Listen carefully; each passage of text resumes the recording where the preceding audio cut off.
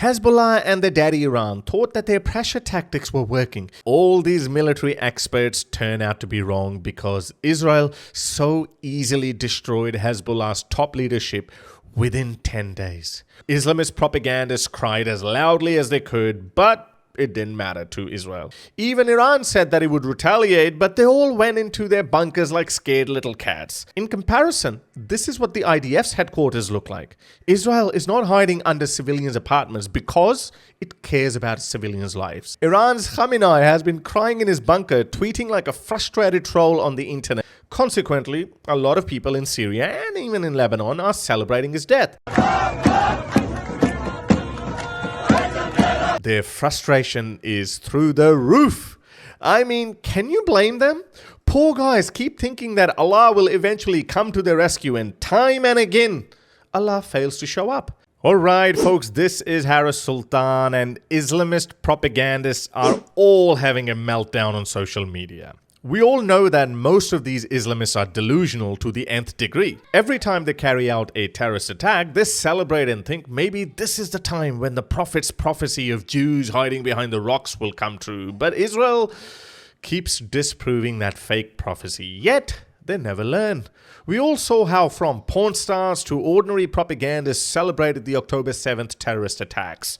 But when Israel retaliated, their shrieks and screams were heard even in the Andromeda galaxy. Then they started hiding behind civilian casualties despite knowing that Hamas was using its own civilians' lives as mere tools to create an emotional outcry in the West, just so propagandists could guilt-trip naive, leftist, wokistani, useful idiots in the West to pressure Israel. But I must admit, I now have enormous respect for Benjamin Netanyahu for not caving into this pressure and continuing to go after Hamas's terrorists. When their poor strategy didn't work out, they turned to Iran's other proxy, Hezbollah, for retaliation. Hezbollah then amassed its terrorists on Israel's northern border a day after Hamas's terrorist attack, which resulted in 75,000 Israelis fleeing the region and becoming refugees in their own country. Hezbollah's narrative was that it wouldn't pull back its terrorists until Israel stopped its military action against those who killed 1,200 of its civilians. Hezbollah and their daddy Iran thought that their pressure tactics were working,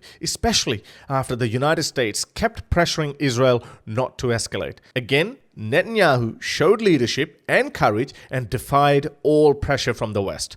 Once it had significantly destroyed Hamas's terror network in Gaza, he shifted his focus to Hezbollah. I listened to a lot of Western military experts who kept saying that Hezbollah was far more sophisticated and lethal than Hamas. And since I'm no military guy, I rely on these military experts, and hence, I also thought that Hezbollah would be far more difficult to neutralize given that Iran's direct support for it. All these military experts turn out to be wrong because Israel so easily destroyed Hezbollah's top leadership within 10 days. One of the reasons Israel has been so successful and effective in destroying all of Hezbollah's top leadership is because Hezbollah was not as effective as Hamas in hiding behind civilians. Don't get me wrong, they still use Lebanese civilians as human shields, but they weren't as effective as Hamas. Now, it has become clear that Israel has a three-pronged strategy in this war against Hezbollah. The first strategy entailed going after Hezbollah's medium to low-level leadership by blowing up their pages. Israel successfully managed to kill or maim thousands of Hezbollah's lower-level commanders and some rank-and-file fighters. Islamist propagandists cried as loudly as they could, but it didn't matter to Israel. After significantly damaging Hezbollah, Israel then moved to its second phase of the war, which is to bomb Hezbollah's senior leadership hideouts. Israel has now successfully eliminated all of Hezbollah's senior leadership, including their chief terrorist, Hassan Nasrallah. Yes, the same Hassan Nasrallah who threatened, and I quote, like never before retaliation after Israel killed Ismail Haniyeh. No retaliation came. Even Iran said that it would retaliate, but they all went into their bunkers like scared little cats. This emboldened Israel, and then it carried out now the infamous pager attacks. Nasrallah again came out with empty threats and said, "We will avenge our fallen comrades." And like before, it turned out to be an empty threat, and nothing happened. And by now, Israel was 100% certain that these guys had nothing other than cheap, unguided rockets that can be intercepted so easily and empty threats. So Israel destroyed Nasrallah's bunker, which was built under an apartment complex full of Lebanese civilians. Israel destroyed Nasrallah's bunker, and sadly 300 Lebanese civilians died too. This is again on Hezbollah, not on Israel. In comparison, this is what the IDF's headquarters look like. Israel is not hiding under civilians' apartments because it cares about civilians' lives. Anyway, now I believe the third phase of Israel's war would soon begin with its ground invasion of Lebanon. Israel would most probably now enter Lebanon and clean up the remnants of Hezbollah. It still has tens of thousands of terrorists running around, leaderless and clueless. If Israel doesn't go in, it will give these thousands of Hezbollah fighters time to regroup and re-establish their network of terror with new leaders. This is why I think it's important for Israel to go in and finish the job. Now, I know it won't be easy and won't come without sacrifices, but those sacrifices have to be made if you want to completely neutralize this threat. Islamists are not only just militarily worse than useless, but politically, they keep making blunders after blunders. Up until now, they were quite effective in putting pressure on Israel through Western leaders, but they went too far, and Israel called out their bluff and finally pulled the trigger. Now, the whole world, and more importantly, Israel knows that they have absolutely nothing. Iran's Khamenei has been crying in his bunker, tweeting like a frustrated troll on the internet, and Hezbollah has lost all of its leaders. Now, they don't even have a gun to point at Israel, let alone shoot at Israel. The only leverage they had, they've lost it now. Why would Israel not act with impunity now that the Islamists have no leverage? This is why I think if Donald Trump comes to power, Netanyahu is probably going to try to take out Khamenei himself. Or maybe he might not even wait for Donald Trump, because he dropped a hint in his UN speech. Have a listen. I have a message for the tyrants of Tehran. If you strike us, we will strike you. There is no place.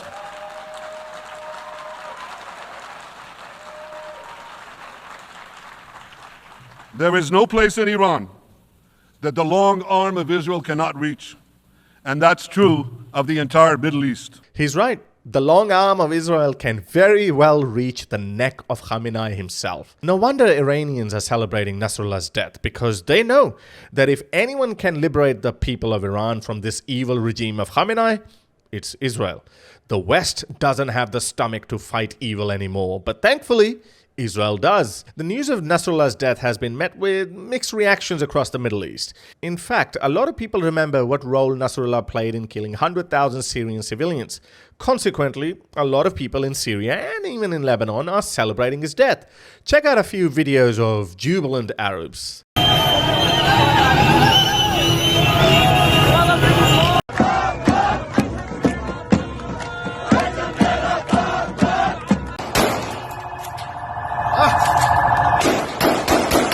Don't listen to me. Check out Muhammad Hijab himself saying it. No matter what anyone says, we will not forget what Hezbollah did to the Syrians with their ally Bashar al-Assad. He was attacked by a lot of Muslims for not staying united as one Muslim ummah in front of the enemy, so he was forced to clarify and said, "For me, the strategic point of not mentioning the crimes of Hezbollah for unity does not override the moral point of minimizing or ignoring the crimes of Hezbollah against my people in Syria. But hating Jews trumps everything, as it is central to Muslim faith." So he also said, "I side with Hezbollah against Israel, and with the Syrians against Hezbollah." Anyway, with the death of Nasrallah, Islamist propagandists have gone into a very serious bout of depression. Check out Muhammad Hijab calling out Khamenei, who has made about a dozen posts threatening Israel with severe consequences since Nasrallah's death. "We don't need any more speeches." Earlier, he also said, if it is true that Nasrallah has been killed and Iran doesn't respond, then we can all rest assured that Iran would never respond to any aggression by Israel unless Israel attacks them directly. I think that is going to happen soon too.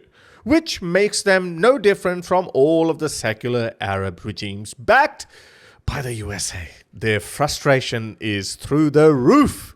I mean, can you blame them?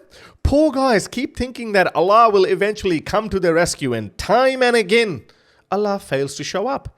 So then they think maybe Allah is testing us and maybe we need to wage jihad. Then they go into waging jihad and still they get destroyed on the battlefield. I mean, in the end, they have no option but to lick their wounds and cry in the corner. Hijab is not the only one. Check out our dildo boy. He has taken this defeat to heart so badly that he's scratching his head and wondering, how did we go wrong? As if his terrorist buddies are known for great military accomplishments. They will accept every reality but one, that their Islamist militants are worse than useless. Check out what he said in despair. How did Israel kill Nasrallah and Hezbollah's senior commanders? Did Mossad infiltrate Hezbollah's leadership structure? Was there an intelligence leak or security breach? Were electronic devices bugged and monitored? Did Russia, Iran, or the Lebanese opposition betray Hezbollah? Sure, it's not that Hezbollah is just a pathetic military force. Surely it can't be that. There must have been a conspiracy behind their obliteration. He's even getting mad at Putin for not coming to the rescue of Hezbollah, as if Putin, who can't even win in Ukraine, is going to come to the aid of a pathetic military force like Hezbollah. This is why all Islamist propagandists have been supporting Putin. They thought that Putin was on their side, when in reality, Putin doesn't give two F's about them. When Putin says that the Quran is a holy book and should not be desecrated, это святыня мусульман, и мусульманская святыня. И для всех других тоже должна и является святыней. Мы знаем, что в других странах поступают иначе. Не уважают религиозные чувства людей. И еще говорят, что это не преступление. В нашей стране это преступление. И по Конституции, и по 282 статье Уголовного кодекса Российской Федерации. Idiots like Dildo think that Putin loves and respects Islam. No, he doesn't. He only latches onto any anti-Western sentiment that he can to bolster his support. He doesn't care about Islam or Muhammad. Don't you remember what he did in Chechnya? Look, the West is terribly flawed, and in my opinion, it's losing its resolve to defend its ideals. But our enemies are so pathetic that no matter how hard they try, they still fail miserably. Check out this woman, Rania Khalid. She seems very dejected, but their delusion never goes away. Today is very hard. The last 2 weeks have been difficult. The last 12 months have been excruciating.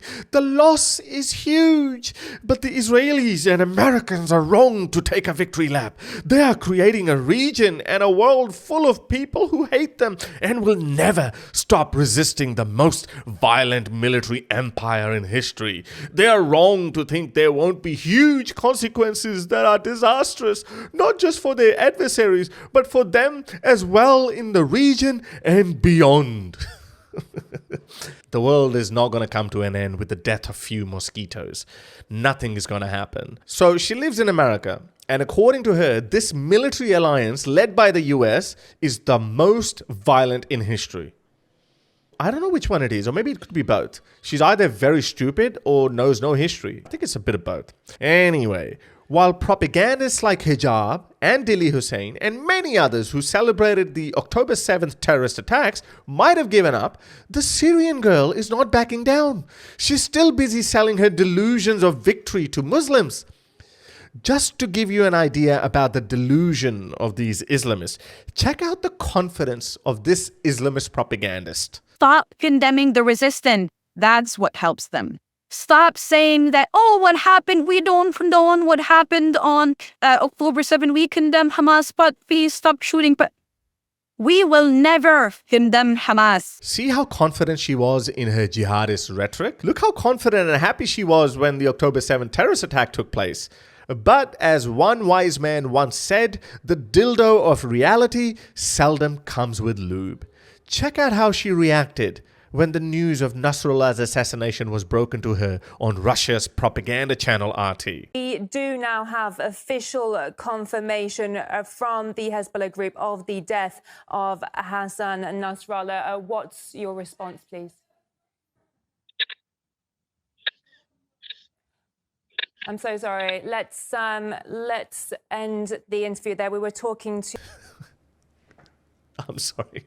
I know I shouldn't react this way, but I can only laugh at this madness. They never learn. They will never learn. They will keep attacking Israel, and Israel has no choice but to defend itself against this kind of unwavering and relentless hatred that they have for the only Jewish state in the world. They're only going to get more and more Muslims killed with this hatred for the Jews. They could have used this influence to tell Muslims to focus more on education, peace, human development, and democracy. They have 57 Muslim countries and only a tiny Jewish state, but they want it all. It's because this ideology believes in taking everything and subjugating everyone. Reason why you have to fight them is because they are Jews and Christians. You should fight those empires around you, or those hukumat around you, which are Jew or Christian, until they give the jizya. We've seen that in the West. Western countries let them in with open arms, and now they're destroying them too from within. Biting the hand that feeds them runs deep with these people. Anyway, I hope you liked today's video. Like, share, and subscribe to the channel. Your support is vital for this channel's growth and survival too. So you can support me by becoming a patron on patreon.com/Sultan, where you get to see videos like these before they're released to the public, or you can simply buy me a coffee on buymeacoffee.com/Sultan. If not, then that's okay too. Just hit that like button and share it with your friends. Until next time, ta-da. If you'd like to support my work, you can become my patron by going to patreon.com/Sultan, or you can simply buy me a coffee.